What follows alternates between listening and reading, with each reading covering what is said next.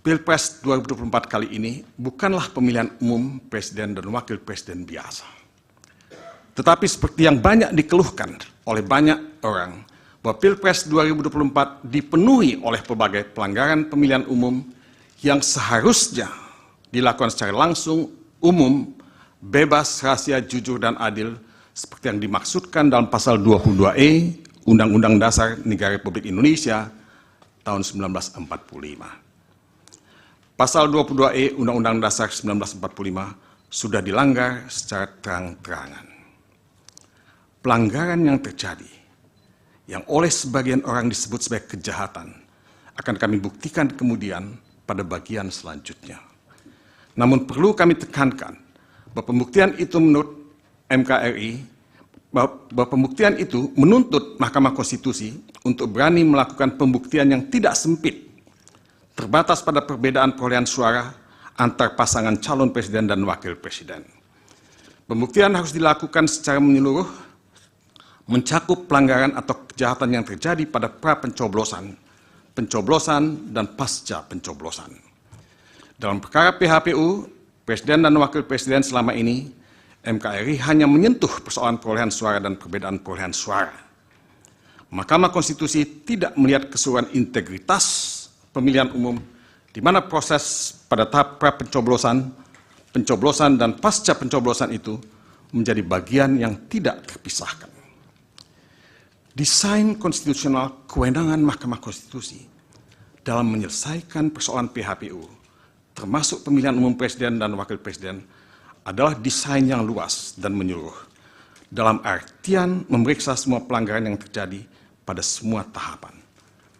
Makna pasal 24C ayat 1 Undang-Undang Dasar 1945 jelas mengamanatkan Mahkamah Konstitusi untuk menyelesaikan PHPU itu dengan melihat semua pelanggaran dalam semua tahapan. Saya tidak akan membacakan isi pasal 24C ayat 1, saya akan lanjut saja, tapi itu yang ditulis pada pasal 24C ayat 1. Ada frasa di dalam pasal itu yang berbunyi memutus perselisihan tentang hasil pemilihan umum. Frasa ini adalah frasa yang luas dan menyeluruh, di mana maksud dari pembuat pasal ini jelas bahwa Mahkamah Konstitusi berwenang, malah berkewajiban untuk memeriksa perkara PHPU, presiden dan wakil presiden, secara lengkap melihat semua tahapan dalam perspektif yang holistik. Inilah desain konstitusional yang bisa kita simpulkan hanya dengan membaca bunyi pasal itu. Kita tidak membutuhkan tafsir lain, karena tafsirnya sangat jelas, malah tidak memerlukan penafsiran sama sekali. Kami memohon Mahkamah Konstitusi untuk keluar dari praktek penyelesaian sengketa PHPU, presiden dan wakil presiden yang sempit, yang hanya memeriksa perolehan dan perbedaan suara para calon presiden dan wakil presiden. Peraturan perundangan di bawah Undang-Undang Dasar 1945 tidak bisa meredusir kewenangan Mahkamah Konstitusi dalam menyelesaikan sengketa PHPU presiden dan wakil presiden menjadi hanya sebatas perolehan dan perbedaan perolehan suara yang mereka dapatkan pada saat pencoblosan. Kalau Mahkamah Konstitusi tetap memeriksa persoalan sengketa PHPU presiden dan wakil presiden sebatas perolehan dan perbedaan suara semata, maka Mahkamah Konstitusi dapat dikatakan telah melanggar pasal 24C ayat 1 Undang-Undang Dasar 1945. Mahkamah Konstitusi tidak saja memilih berada dalam zona nyaman karena tidak menggunakan kewenangannya, tapi sekaligus Mahkamah Konstitusi ikut melanggar pelaksanaan asas pemilihan umum yang langsung, umum, bebas, rahasia, jujur, dan adil. Jadi Majelis Hakim Mahkamah Konstitusi yang mulia memiliki beban sebagai the guardian of the constitutions, untuk menjaga terselenggaranya pemilihan umum yang berintegritas, dalam artian langsung, umum, bebas, rahasia, jujur, dan adil. Pada saat Mahkamah Konstitusi menemukan bukti bahwa Pilpres 2024 itu tidak memiliki integritas sama sekali, penuh dengan pelanggaran dan kejahatan pemilihan umum dalam tanda kutip, maka satu-satunya pilihan buat Majelis Hakim Konstitusi yang mulia adalah membatalkan hasil pemilihan umum, yang dalam hal ini berarti mendiskualifikasi pasangan calon yang tidak memenuhi syarat dan atau melanggar peraturan perundangan, serta memerintahkan pemungutan suara ulang. Inilah putusan konstitusional, putusan yang sesuai dengan hukum dan keadilan. Majelis Hakim yang kami muliakan, Mahkamah Konstitusi lahir sebagai anak kandung reformasi yang dimaksudkan untuk menjaga konstitusi. Karena itu dia disebut sebagai the guardian of the Constitution. Dan untuk mencegah terulangnya pelanggaran konstitusi yang dilakukan pada zaman pemerintahan Orde Baru. Mahkamah Konstitusi karenanya memiliki tempat dan peran sangat strategis dalam kehidupan berbangsa dan bernegara. Sebelum reformasi, tidak ada Mahkamah Konstitusi. Yang ada adalah Mahkamah Agung. Tetapi sejarah membuktikan bahwa Mahkamah Agung pada waktu itu telah dibajak oleh pemerintah. Seorang ilmuwan yang bernama Sebastian Pompe, yang mempelajari mengenai Mahkamah Agung untuk disertasi doktoralnya, menyimpulkan bahwa Mahkamah Agung telah dirobohkan. Disertasinya berjudul The Collapse of the Supreme Court. Mahkamah Agung roboh karena dirobohkan oleh kekuasaan dan dirobohkan juga oleh kondisi internal yang inkompeten dan korup. Pada awal reformasi, reputasi Mahkamah Agung sudah jatuh ke titik nadir. Mahkamah Konstitusi didirikan antara lain untuk mengisi kekosongan dalam mengawal konstitusi. Karena itu Mahkamah Konstitusi disebut sebagai the guardian of the Constitution. Masyarakat menaruh harapan sangat tinggi terhadap Mahkamah Konstitusi.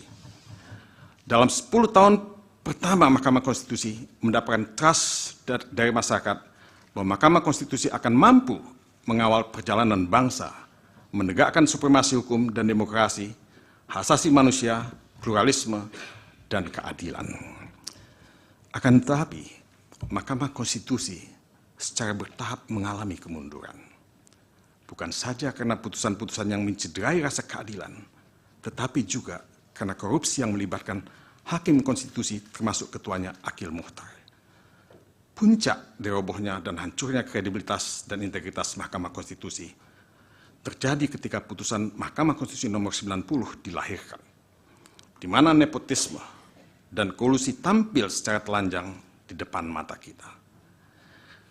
Di mana seorang paman yang menjabat sebagai ketua Mahkamah Konstitusi berhasil melahirkan putusan yang melanggar hukum dan etika, memberikan karpet merah kepada keponakannya, Gibran Rakabuming Raka, untuk menjadi calon wakil presiden dari Prabowo Subianto.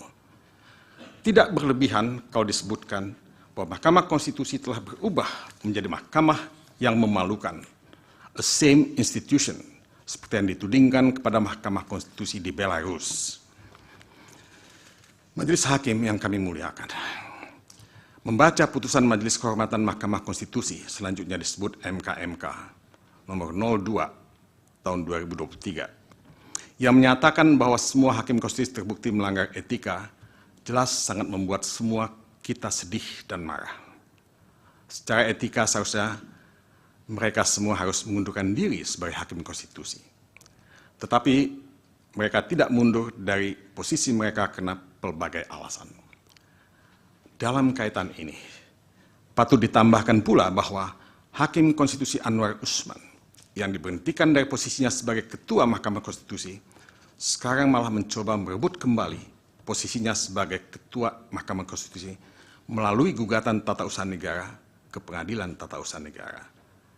Kita semua hanya bisa mengelus dada sambil berbisik dalam hati, how low can you go? Bisa dipahami kalau Mahkamah Konstitusi terjebak dalam situasi yang sulit, karena menjadi bagian dari kekuasaan politik, menjadi alat politik. Mahkamah Konstitusi berada dalam situasi yang sangat sulit, karena hancurnya reputasi dan kepercayaan publik, karena demoralisasi yang melanda hati nurani mereka. Keadaan ini membuat mereka malu dan terhina sebagai bengawan hukum yang seharusnya dilihat sebagai the guardian of the Constitution. Mereka terjebak dalam satu situasi di mana Mahkamah Konstitusi mengalami intervensi politik, mengalami politicization of judiciary, bukan judicialization of politics, seperti yang dikatakan oleh Ramhirsi. Tugas Mahkamah Konstitusi sekarang adalah berebut kembali wibawa dan harga dirinya setelah dihancurkan oleh kekuasaan dan oleh demoralisasi dalam tubuh para hakim konstitusi. Mahkamah Konstitusi mesti bangkit, mesti melawan, mesti kembali memanggul konstitusi sebagaimana yang diamanatkan oleh Undang-Undang Dasar 1945 dan Undang-Undang Nomor 24 Tahun 2003 tentang Mahkamah Konstitusi sebagaimana terakhir kali diubah melalui Undang-Undang Nomor 7 Tahun 2020. Sekaranglah waktu untuk Mahkamah Konstitusi merebut kembali wibawa dan harga dirinya yang sama, yang sirna. Sekaranglah waktu Mahkamah Konstitusi menunjukkan kepada rakyat bahwa Mahkamah Konstitusi berhasil merebut kembali peran dan reputasinya sebagai Mahkamah Konstitusi yang sesungguhnya, a truly constitutional court. Bukan mahkamah keluarga, bukan mahkamah kalkulator, bukan perpanjangan tangan kekuasaan, dan bukan a same institution. Majelis Hakim yang kami muliakan. Rakyat negeri ini adalah rakyat yang mendambakan negara hukum dan demokrasi. Pancasila dan pembukaan Undang-Undang Dasar 1945 berikut batang tubuhnya menjadi dokumen bersejarah bahwa bangsa ini didirikan dengan tujuan memiliki supremasi hukum dengan semangat equality dan non-discriminatory.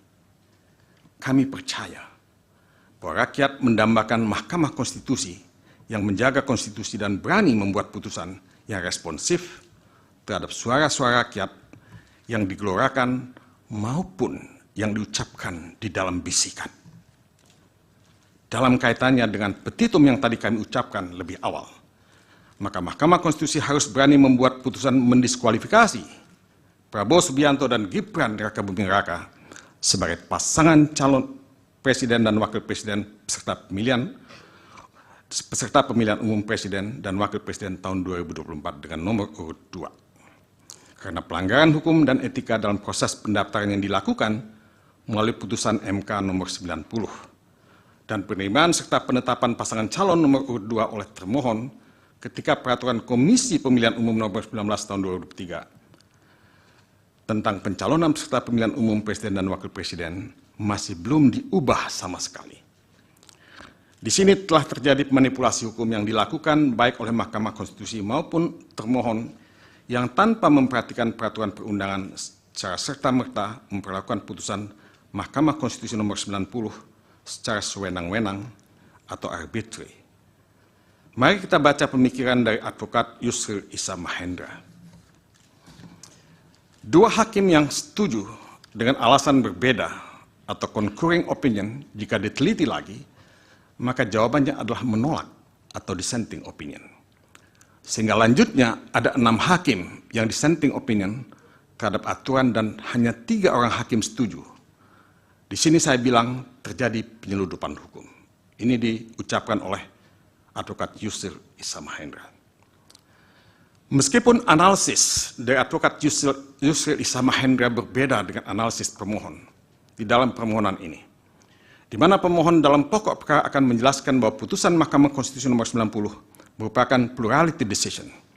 Karena suara mayoritas hakim terbelah dan karenanya perluasan makna pasal 169 huruf Q Undang-Undang nomor 7 tahun 2017 tentang pemilihan umum sebagaimana diubah melalui peraturan pemerintah pengganti Undang-Undang nomor 1 tahun 2022 harus dilihat pada lingkup yang paling sempit, yaitu sepanjang syarat usia 40 tahun atau berpengalaman sebagai gubernur.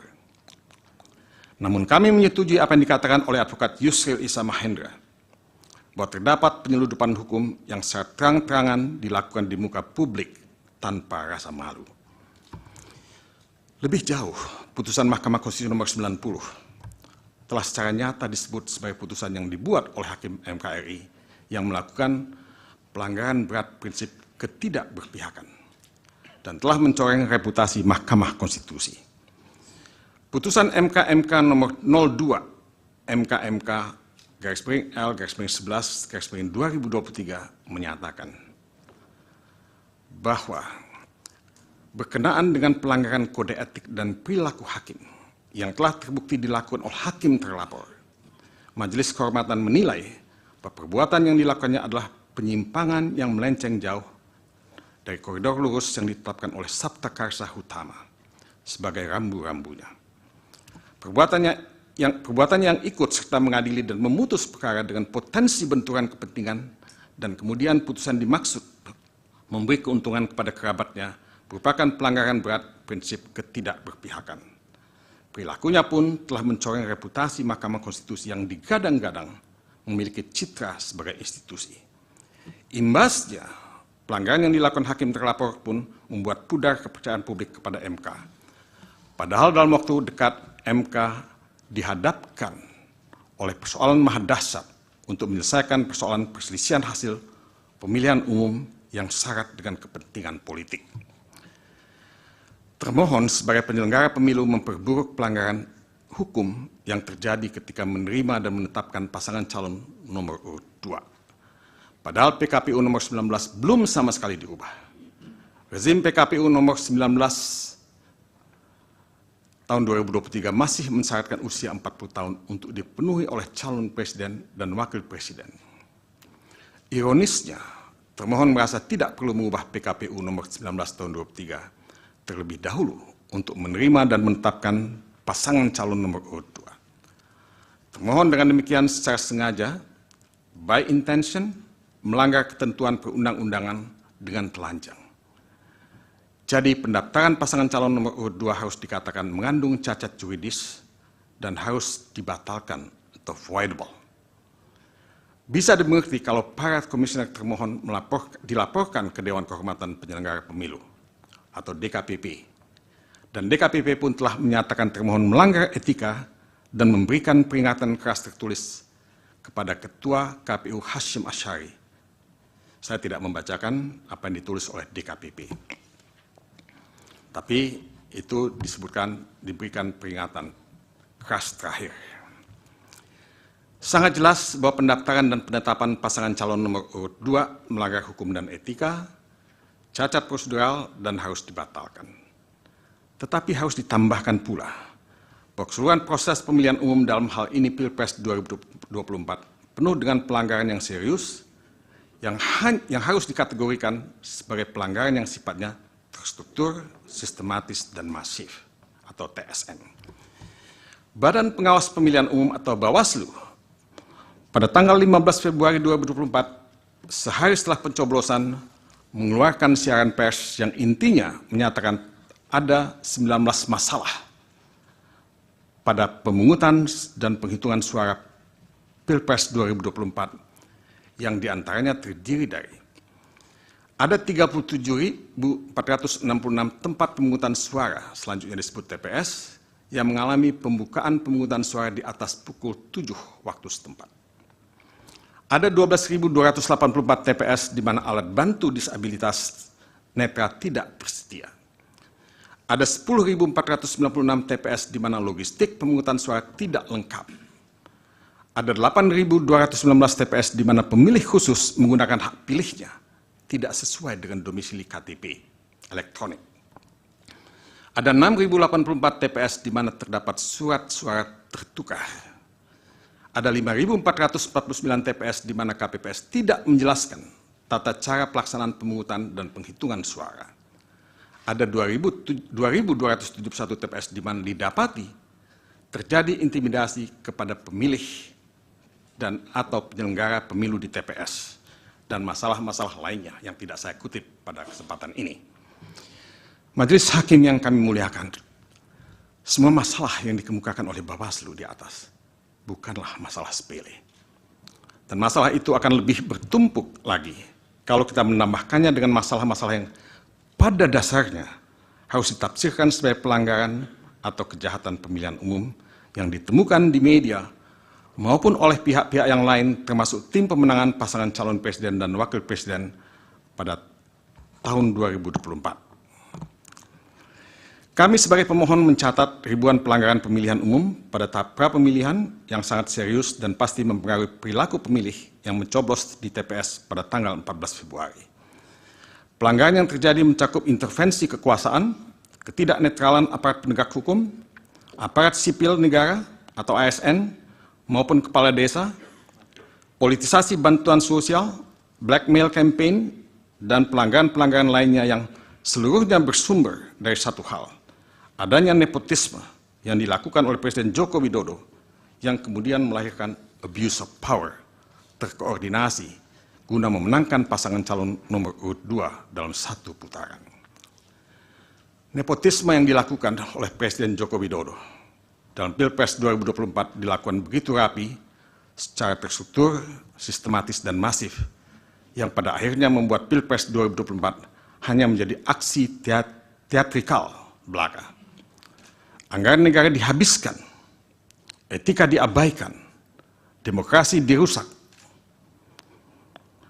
Demi apa semua ini dilakukan? Jawabannya sekali lagi hanya satu, memenangkan pasangan calon nomor urut 2 dalam satu putaran.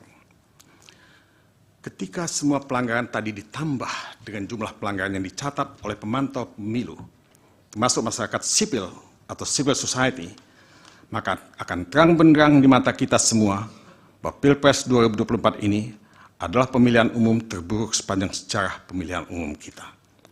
Karena magnitude pelanggaran yang begitu terstruktur, sistematis, dan masif, maka sangat beralasan kalau Mahkamah Konstitusi memutuskan diadakannya pemungutan suara ulang di seluruh Indonesia, karena hanya hal inilah yang mampu memulihkan kembali integritas pemilihan umum dan pemilihan presiden di bumi tanah air Indonesia. Majelis Hakim yang mulia,